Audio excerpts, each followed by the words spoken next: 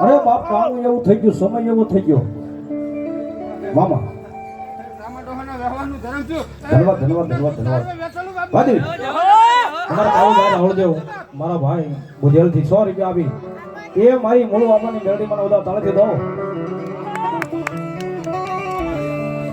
મારી કમાણીને મોબાઈલ વધો. ધન્યવાદ ધન્યવાદ ધન્યવાદ. એ સમય થઈ ગયો રાજુ રાવળ જેવો.